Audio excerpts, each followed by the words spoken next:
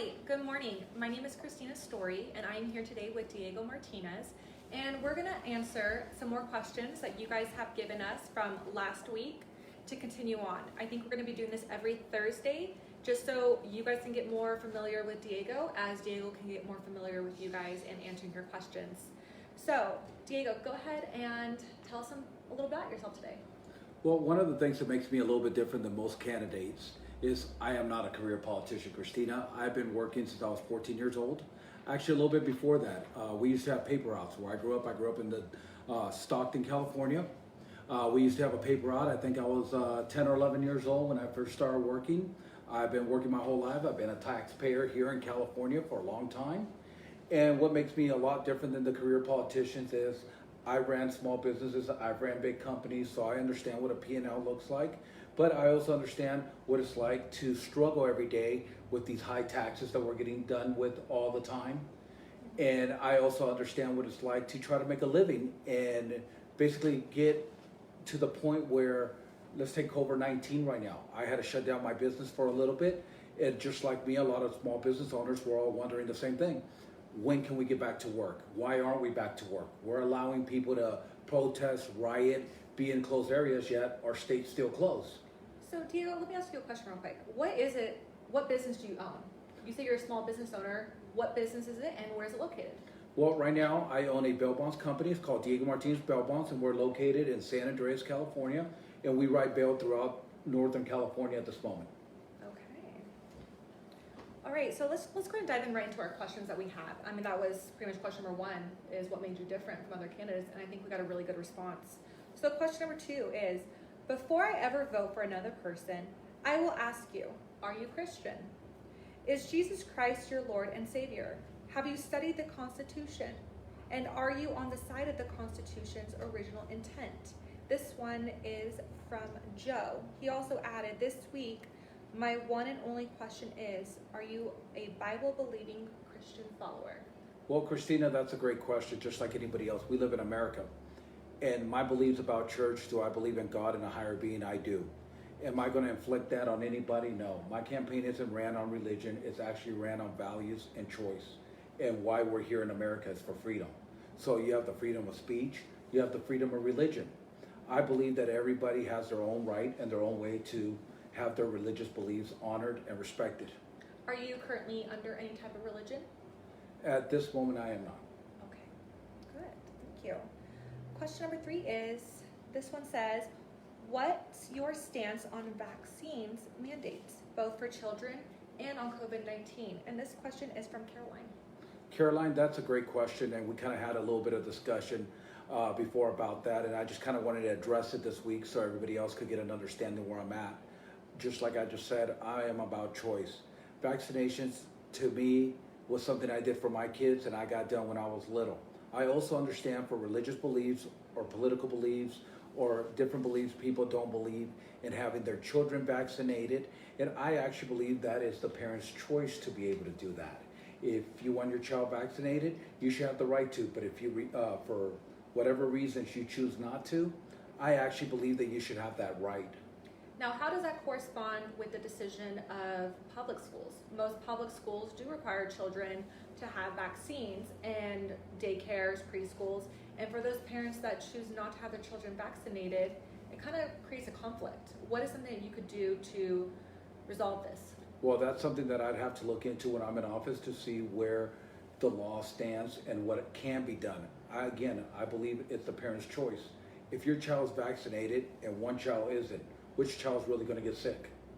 If it's the child without vaccination, that means that that's the parent's choice, and they had that already. They knew that going into this. Now, when it comes to COVID-19 and the vaccination that they're talking about, I am 100% against it. I don't think the government should have any involvement in mandating any kind of vaccination when it comes to that. Okay. Moving on. Question number 4. Why is California so obsessed with trying to raise our property taxes? Do they not understand that for many like myself, this would put me out of my condo? This is a question from Ryan. Ryan, Prop 13 is coming up, as we all know it. We all have to vote no on Prop 13. One of the things that we got to look at right now is we're allowing it. The state of California will always try to tax people unjust, where I feel it's unjust, because I think our taxes are the highest in the United States right now, one of the highest taxed people. We have the largest population, yet our roads aren't getting met, our schools aren't getting funded. So if you read Prop 13, the first thing they say is it's going to help law enforcement, it's going to help schools, it's going to help the roads. Well, if we're looking at the news these days, there are people trying to defund the police station. So how can you tell that you're going to tax me more to fund something that you're defunding? You look at our public education right now. I think that we have to pay more attention to where our tax dollars are going, that we have going out right now. So my campaign and what we're running on is tax cuts for Californians. So if I get voted in, when I get into office, I will be there helping you cut taxes, not increase taxes, because I believe that we're taxing ourselves out of California. We're taxing ourselves out of being able to live here. So I understand your question, and I feel your pain just like a lot of other Californians here. And that's why my campaign says Unite California, because we need to be united in what we're doing now so we can pull ahead. I could agree to that. Let's go ahead and move on. This next question is from Philip. Question number 5. Why are you trying to destroy our state? Is China paying you off? Are you a U.S. citizen who stands for the flag, country, and God? Wow, that's a loaded question, right? It is. I think you got a 3-way breakdown here. So let's just start with the first one. Why are you trying to destroy our state? Well, I'm sure that was the question for the governor who we have right now. Exactly. One of my main goals is to unite California. I keep saying this. Forget about your party lines. Forget if you're a Democrat, a Republican, an independent. At this point where we're at in California, if we, the people of California, don't stand together and unite California, there won't be a California left because of exactly that question. We're losing California little by little every day. We're losing our rights and our constitutional rights every day. So we need to stand up now, get career politicians out of office, and we need to make a difference. And this is the time right now. The recall for Gavin Newsom has just been accepted. It is going out. If you're out there right now, sign the petition. Let's make a difference. You want your voices to be heard? Now is the time. And let's move on to that second part of that question. Is China paying you off? I think this question is also directed to our current governor as well. Well, I mean, unless China is paying you off, and we're about to find out. It's one thing that's known is that China has influenced a lot of politicians, whether they're here in California or whether they're in Washington. So the answer to that, probably special interest groups, he might have something in there. I can't talk for the man. What I know is that we need to take care of Californian and Californian people, everybody who lives under the flag of California. Do I believe in the Constitution 100%? Am I a Second Amendment believer? Of course I am. But I'm also a First Amendment, which is the freedom of speech. We have to be able to live our Constitution by the way it was meant to be lived. Great. Another part of that question is, are you a U.S. citizen who stands for the flag? I do. And I am a U.S. citizen. I became a U.S. citizen in 2008. And I do believe in America. I believe in what we're here for, and I believe what we stand for. And I believe in the flag. How about for country and God? I mean, we just touched on the topic of religion, but for country and God, where do you stand with that? You know, it's being said, and people get criticized for what I'm going to say next, but it's the United States first. It is time to bring jobs back to the United States. In this case, where I'm running, it's time to bring jobs back to California. California should be our number one priority, and the people of California should be our number one priority, because guess what? Without the people of California, there is no California. More people leaving California because of how California is turning out as well. Most people are leaving for the same reason. If we look back a couple questions, it's because the increase of taxes. The way we live life here has gone so out of hand that we need to bring everything back in order. How bad can this state get before we make a difference? Well, if we let it get any worse, it's not going to be a state. So we have got to stand up, unite, and vote, and let our vote count for once. Let our voices be heard. And that's what I'm about, letting your voices be heard. Just like we're doing this right now, if I go into office once a month, we are going to do the same thing. We're going to have a Q&A where I'm going to stand there and I'm going to answer for what I'm doing, because that's what a governor should do. The people of California are my bosses, and I should have to answer to them for every decision. I shouldn't be able to do backdoor deals with people not knowing or not disclosing stuff everything should be full disclosure because my employer is the people of California. Agreed. Moving on, question number 6. At the moment, there is a lot of discussion about defund the police. What would your policy be if elected as governor? And this question's from Beth. Beth, that's a very good question because that's what's going on everywhere that we look at today is defund the police, defund the police. Let me ask you this. Why are we going to defund the police? Why do we put the resources to better educate our police officers and keep them accountable for what they're doing? Nobody agrees with what happens. Nobody thinks it was a good thing. But if you defund the police or get rid of your police department, your state at that moment has to honor that. So you're going to see straight police. You're going to see more highway patrols out there patrolling instead of your local police department or your sheriffs. So the idea is really not to defund the police, is to get them the right training and get somebody in there to actually inspect what we expect out of our law enforcement people. I don't believe that a law officer who did bad in one county could go to another county. I think if you did bad in one county and that was the end of your job, that should probably be the end of your career as law enforcement. Well, touching on the subject of law enforcement, this last couple weeks, you've heard about George Floyd, correct? And the police brutality. And where do you stand with that? As you just say, we have one bad cop, but it spread nationwide. Nationwide, my apologies. It's unfortunate what happened to Mr. Floyd. I don't think there's anybody who you're going to talk to that would disagree with that. Again, for us to fix the problem and for the people to fix the problem, if you guys really want to fix the problem, if we really got to fix the problem, the protests, peaceful protests, I understand. But if you really want to protest and you really want to make a difference, when county council in your county meets, go and vote. Go let your voices be heard. Hold the people accountable who are responsible for these people having jobs.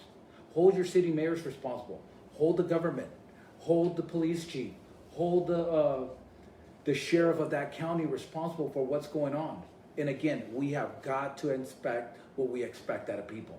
Well, after all of this that just came out, do you still believe, or do you believe at all that the law enforcement should be defunded, or now more than ever, they need the funds?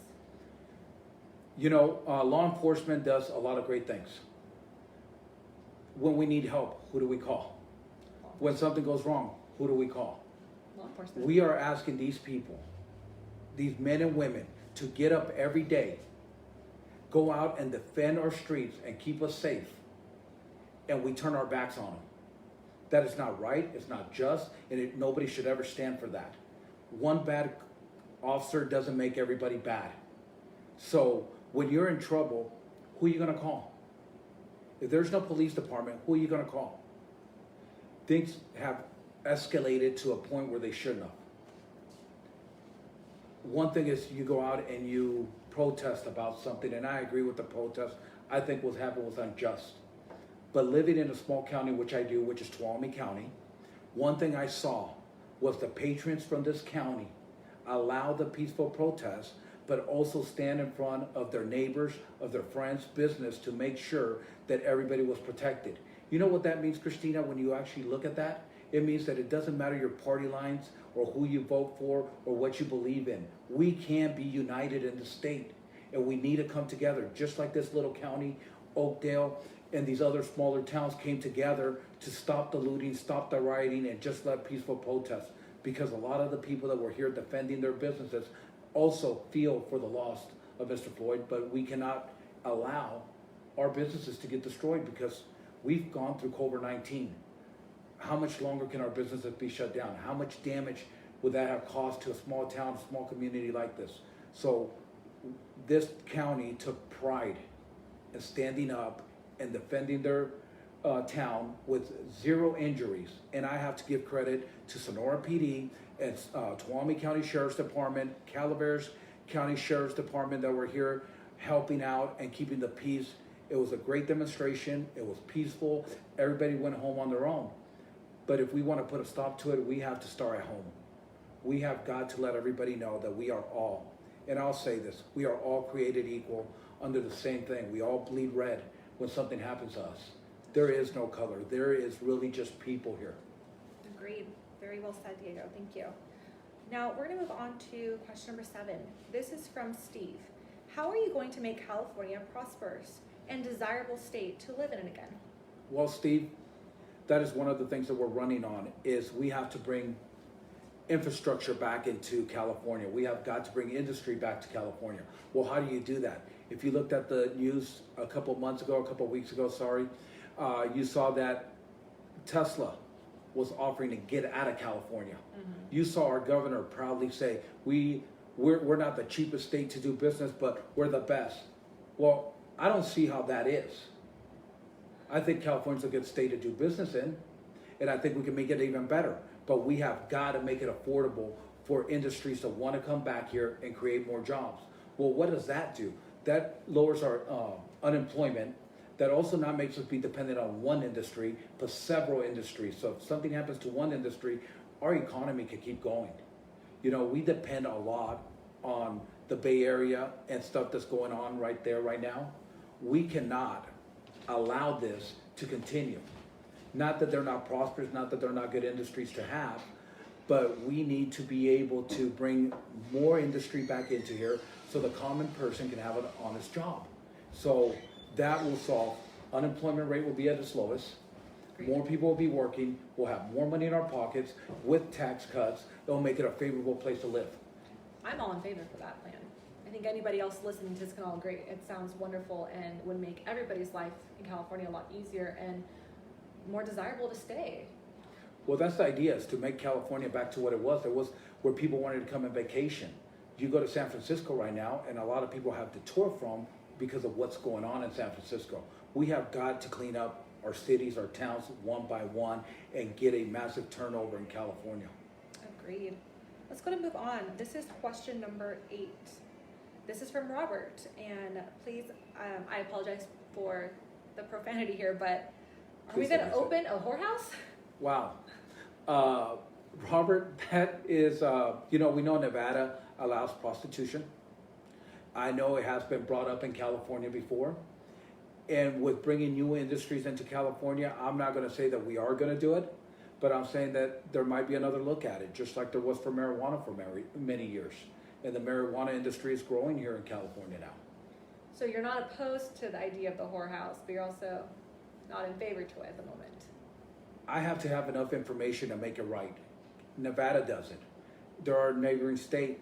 What's the pros and cons of doing it? Prostitution has to be something that has to be legitimate. And what I mean by that is not just paying taxes, but making sure that the people providing those services are clean and medically taken care of. So that's something that at one point or another could come up and could be looked at. Moving on to question number 9. This is from Lori. Would they keep Prop 13 as is? Well, Lori, that's a very good question. We talked about Prop 13 just a little bit ago. It is us, Californians, who decide. So if you don't want your taxes to go up, if you don't want an increase in your property taxes, the answer is vote no on Prop 13. The same way that I'll tell everybody, vote no on SB 10, which is the bail bonds reform program. We had just got a taste of what California would be like without bail bonds, without cash bail bonds. Not only that, the bail bond industry costs Californian people $0 at this moment. If Prop SB 10 passes, it's going to tax us $1 billion a year. So as a taxpayer, now you're paying for people to get watched and get out of jail when SB 10, if you vote no on it, the criminal pays for their own way. You ever hear that? You do the crime, do the time? Yes. Well, why should the taxpayers have to pay for them? So, touching on your small business, if you are elected into office, what happens to your bail company? Well, that's a very good question, Christina. I have family members that will run it for me, and I will step away from my day-to-day operations and my business. I believe if I get elected, when I get elected as governor, my job is to be the governor of California, nothing else. So at that moment, my company will get transferred to one of my kids, and they will take care of it, and I will lose all interest, financial interest while I'm in office in that. By no point will that ever affect my decisions as being governor of California. Okay, very well said. Moving on, this question is again from Lori, number 10. Would they revise some of the laws that Newsom made? Say that one more time. question number 10 from Lori. Would they revise some of the laws that Newsom made? Meaning, would you revise any laws that he put in place? That is a tricky question because there have been so much law passed, so much legislation passed, that we'd actually have to look and see what's best for California. I think the California people should have an option, a choice, to be able to make that decision, a fair decision or not. So we'd have to look at everything that's happened and what's going on right now to be able to make an intelligent decision on that. Okay. Another question from Lori is question 11. Would they also back the police? Which I feel like we touched on this topic with the defunding. So I'm not sure who she's directing this question to. So how would you like to answer that? Well, we hear where I stand with the police departments. I don't think we defund them. I think we train them. I think we investigate what we expect out of them, and we keep them accountable for everything that's going on. I think law enforcement is a good tool that we have and available to everybody for everybody's safety. I just think we need to inspect what we expect, and we need to keep county council, the mayor, the sheriff, and the chief of police accountable for what their organization is doing and run a little bit of a tighter ship.